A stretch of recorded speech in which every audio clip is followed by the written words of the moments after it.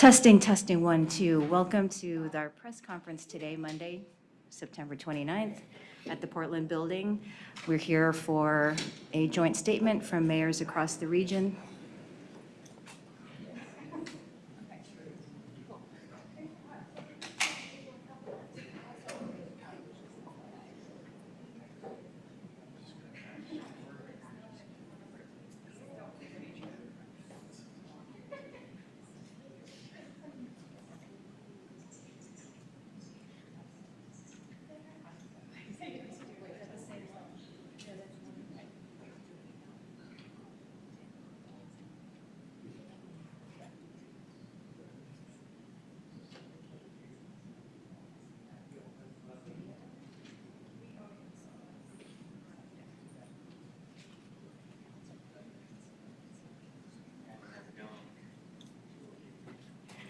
Testing, testing, test number 528.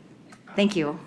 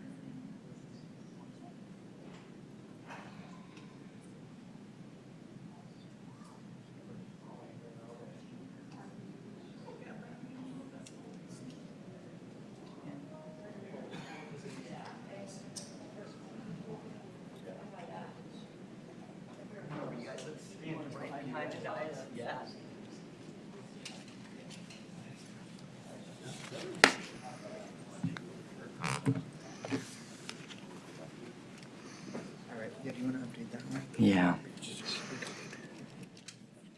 Thanks, Mary.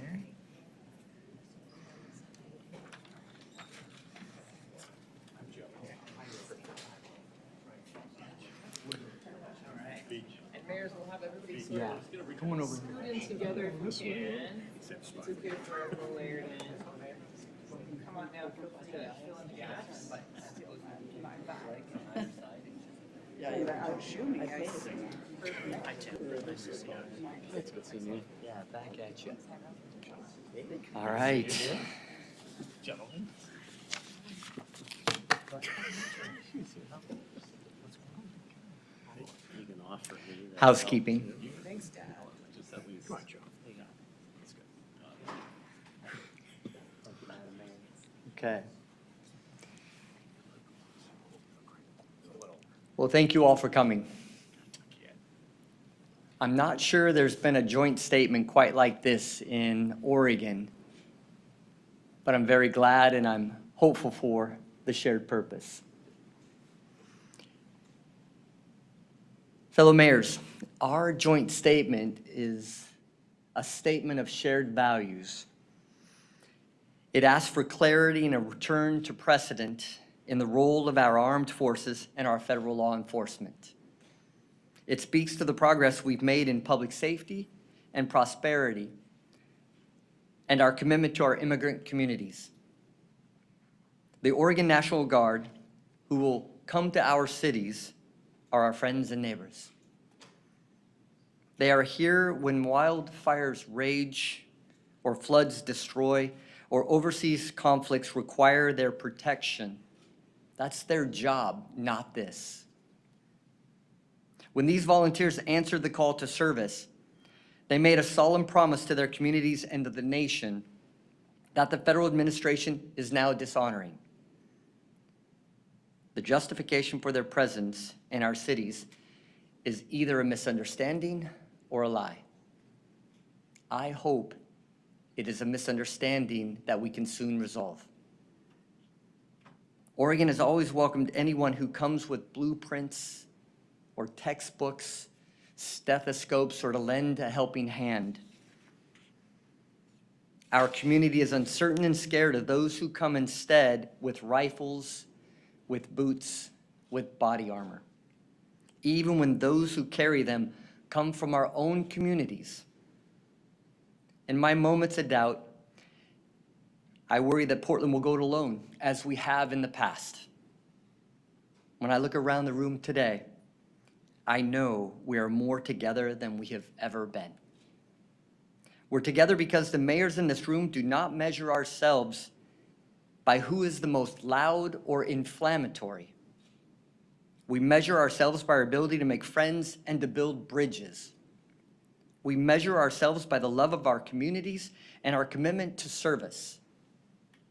I'm so deeply grateful to join my fellow mayors today and humbled by their commitments to finding common purpose in these uncertain times. By joining together, we can accomplish far more and protect our communities far better than we ever could alone. Thank you. I'd like to introduce Beaverton Mayor Lacey Beatty.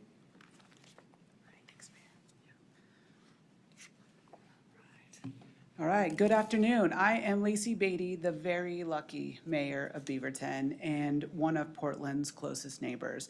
I'm here today not only as a friend to Portland, but as a proud U.S. Army combat veteran and a 20-year spouse to an active duty National Guard officer. Over the weekend, our elected officials, federal, state, and local, came out jointly to counter the false narrative being portrayed by officials in Washington. On Sunday, it was good to hear that the president reflected on his call with Governor Kotek, questioning, am I watching things on television that are different from what's happening on the ground? My people tell me differently. We stand here today to tell the president he's listening to the wrong people. The president cannot watch footage from over a half a decade ago and believe this is the Portland that we're standing in today. Over the weekend, our leaders have countered that narrative, sharing true footage of what it's like to live here. Here in Oregon, police work in partnerships with neighborhoods, not just protecting homes and businesses, but also the right to peaceful expression. In the years since the footage was filmed, we have worked hard to build trust in our communities. Bringing the military doesn't just drive a wedge through our society, but is a misuse of that purpose. As a U.S. Army veteran who has served in combat, not only do I know what a war zone looks like, I can assure you, Portland is not that. But I also know firsthand the role of the military, and it is not to police our neighborhoods. National Guard units are brave and dedicated, but their training and missions are designed for emergencies and disasters, not for community policing. Public safety requires us to listen and hear our communities, to build bridges and not erect them. We need Washington to partner and invest in things that will continue to strengthen our society. Our mission today is simple. Listen to the truth from a combat veteran, one who knows how our military should be deployed. There is no lawful case for deploying military here in Portland. This is a place of safety, not built through fear and force, but through trust and partnership and proven solutions. Mayors, we're the boots on the ground, the level of government closest to our people. Listen to the people who knows our community the best, and they're those of us standing here today. Thank you. It is my pleasure to now introduce the Mayor of Hillsboro, Beach Pace.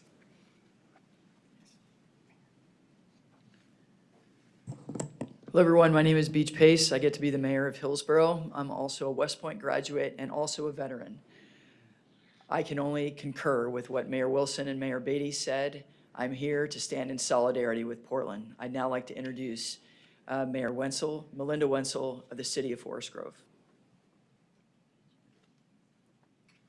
Good afternoon. My name's Melinda Wenzel. I'm the mayor of Forest Grove and also a public school teacher for the last 24 years.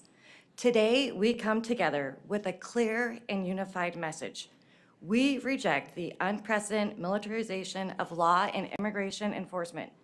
This is not who we are or what our community needs. As mayors and local leaders, we see the daily impact of federal operations that do not reflect the values or standards we hold. We call for immediate accountability. Federal law enforcement must meet or exceed the operational standards we demand of our local officers. That includes clear identification, the mandatory use of body-worn cameras, and transparent, justifiable use of force protocols.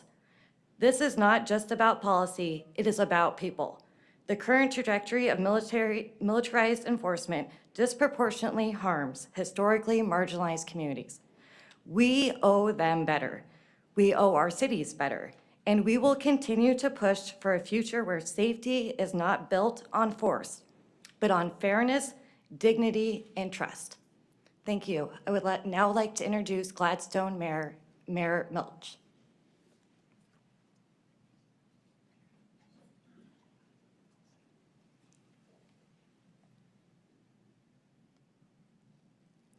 Good afternoon. I'm Michael Milch, the mayor of Gladstone. I took an oath to defend the Constitution of the United States, so I affirm the foundational American belief that domestic civilian affairs should be managed by domestic civilian authorities whenever possible. There is a tradition in American law and political thought with roots that can be traced back to medieval England that opposes any kind of military interference in civilian affairs outside of emergencies. This tradition recognizes the fundamental danger of turning an army inward to face its own country's citizens. Courts have noted that military enforcement of civil law relieves the protection of vital Fourth and Fifth Amendment rights in the hands of persons who are not trained to uphold those rights. It may also chill the exercise of fundamental rights, such as the rights to speak freely and to vote, and create an atmosphere of fear and hostility. The greater Portland area that we serve is a welcoming place of opportunity, hope, and understanding. A community that cares about one another and that will stand by one another even in the most trying times. We want everyone in our communities, no matter their immigration status, to be treated with the dignity, humanity, and respect that they deserve. Thank you. I'd like to introduce my good friend, Mayor Joe Buck of Lake Oswego. Good afternoon, everyone. My name is Joe Buck. I'm the mayor of Lake Oswego. I served in the U.S. Coast Guard during 9/11 in an urban environment, and I saw firsthand the impact a more militarized presence had on our neighbors there. During this painful and dark time in our nation's history, we were on one hand united by an immense tragedy, while on the other being taught to fear those around us. I also witnessed just how absurd it was for people untrained in policing to be performing these duties. Guns were accidentally discharged, and retired service members coming to the base to buy cigarettes were having guns drawn on them when they couldn't produce ID. I maintain immense respect for the men and women who serve in the military, the National Guard, and like I witnessed myself, being used as props to feign safety is actually not safe for anyone. The mayors and other leaders coming here today together is nothing new. Every week, we're working together for the health and safety of our region, collaborating across jurisdictions and political parties to ensure a just and prosperous future for every resident. We know the strength of our communities lies in resilient neighbors looking out for one another. While the federal government may command troops, the Portland region stands united to command its own destiny, and we do it bound by an honor to the law and the basic freedoms that give each one of us a shared dignity and justice. The democratic principles we all live by are worth defending, and we will do it united in our own local self-determination. Thank you, and now my pleasure to introduce my friend, the mayor of Milwaukie, Lisa Beatty.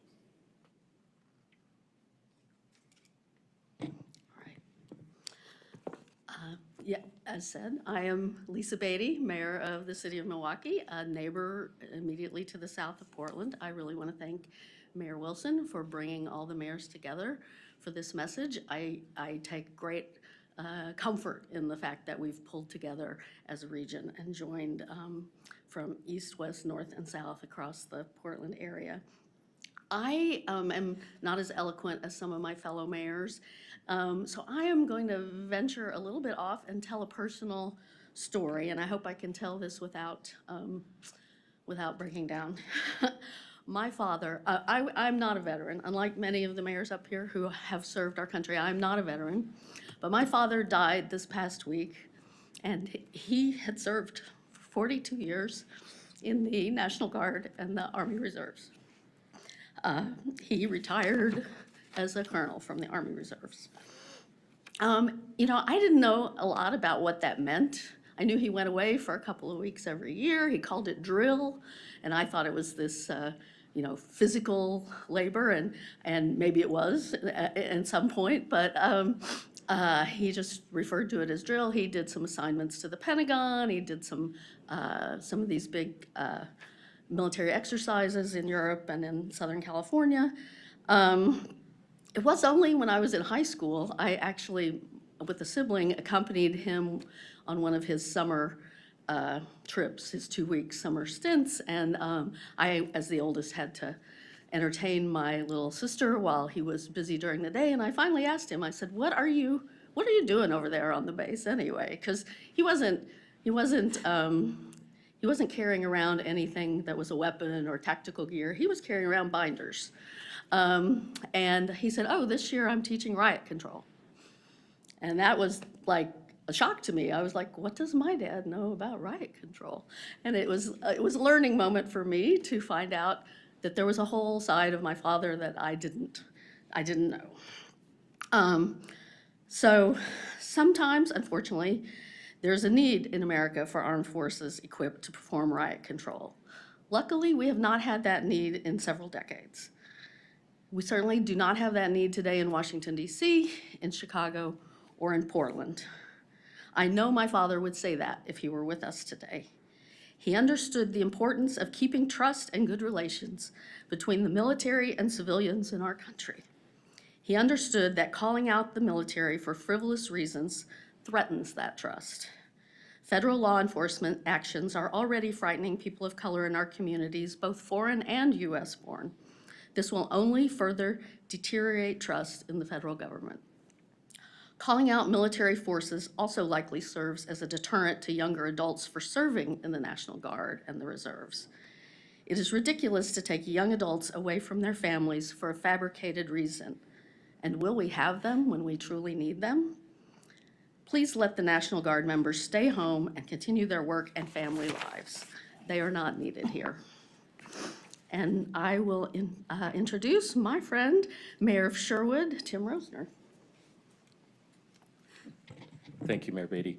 And thank you, Mayor Wilson, for bringing us all together. And just thank you to all of my fellow mayors that are up here today to join in this joint statement.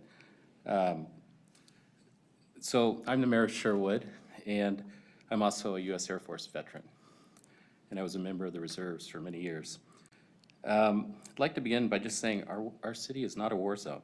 Portland is a vibrant community with strong neighborhoods and thriving businesses and engaged citizens. Yes, we have protests, but they are overwhelmingly peaceful. They reflect on the democratic values this nation was built on. But when elephants fight, the grass loses. If Washington turns Portland into a stage for political battles, it's our families, our businesses, and communities that pay the price. Our local law enforcement officers are doing their very best jobs enforcing laws as appropriate. We do not need federal troops patrolling our streets to do that for us. As we navigate this challenging moment, I should say, we must do this civilly. This means talking to each other, listening to each other, and working through disagreements without violence. And as a final note, I want to remind everyone, the men and women in uniform sent here are our neighbors, our coworkers, and our friends, not to mention some of us for family. They're citizen soldiers following orders. You can respect and support them, while also opposing the actions of the Trump administration. Those two things are not mutually exclusive. Portland is strong, united, and fully capable of managing our own community with respect, dignity, and peace. And I would like to introduce the Mayor of Tualatin, Frank Bubenek. Good afternoon. I'm Frank Bubenek, the Mayor of Tualatin. I also am an Army veteran, having served in the Military Police Corps as an officer in both active and reserve functions.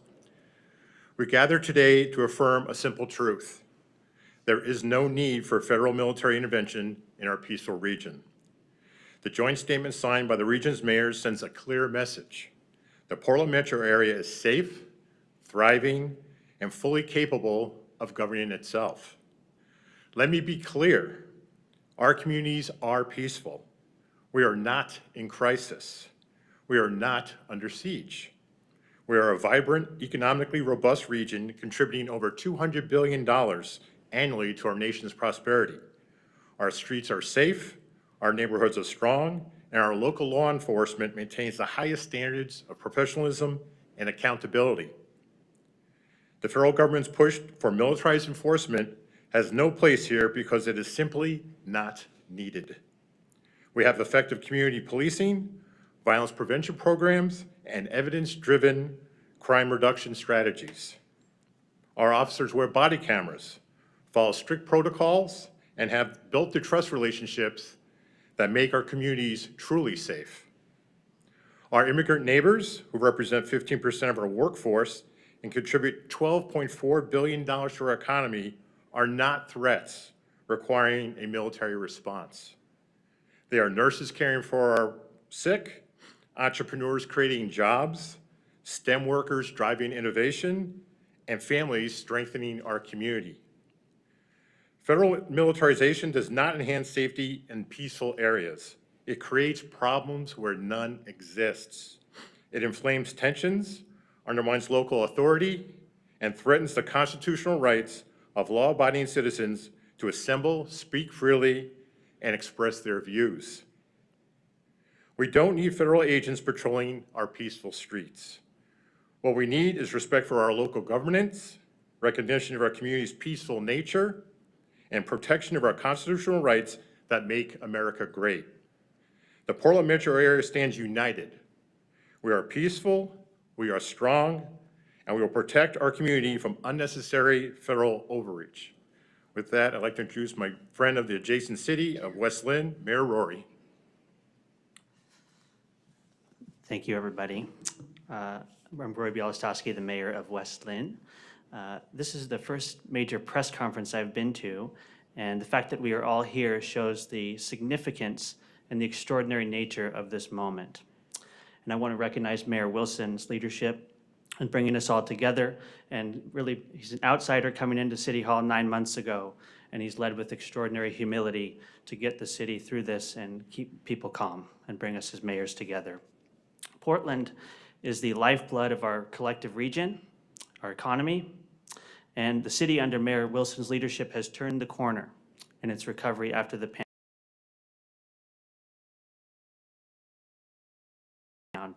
creating the possibility of confrontation.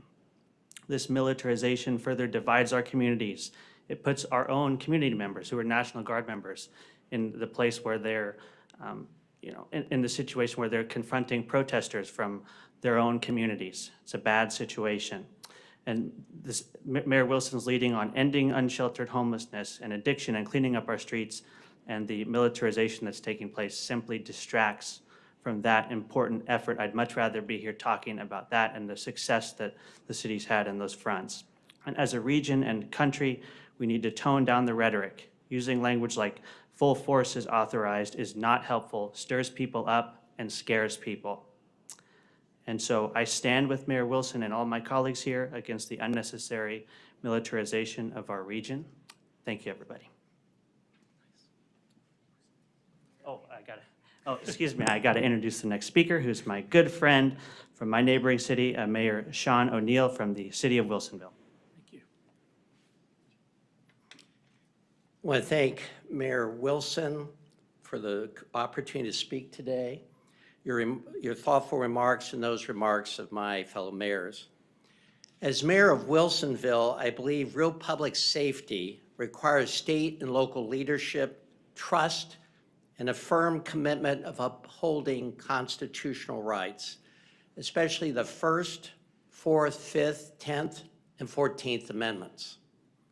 Federal militarization erodes those principles and endangers all of us, most especially historically marginalized communities. That's why I'm deeply concerned by President Trump's decision to deploy Oregon National Guard troops into communities without the consent of state and local leaders. The Oregon National Guard has a long and proud history of service to our state. Time and again, they've stepped up when Oregon needed them most during natural disasters, including wildfires, floods, and various emergencies. They protected lives, rebuilt communities, and stood with us in moments of crisis.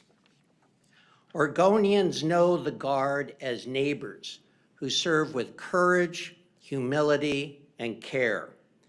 Deploying them into communities for political purposes without the partnership of state and local leaders undermines the trust and the history of service that the Guard has built over generations. This kind of federal militarization threatens to divide communities rather than keep them safe. I want to be clear. My criticism is directed at President Trump's decision, not at the men and women of the Oregon National Guard. These are Oregonians, our coworkers, our neighbors, our family members.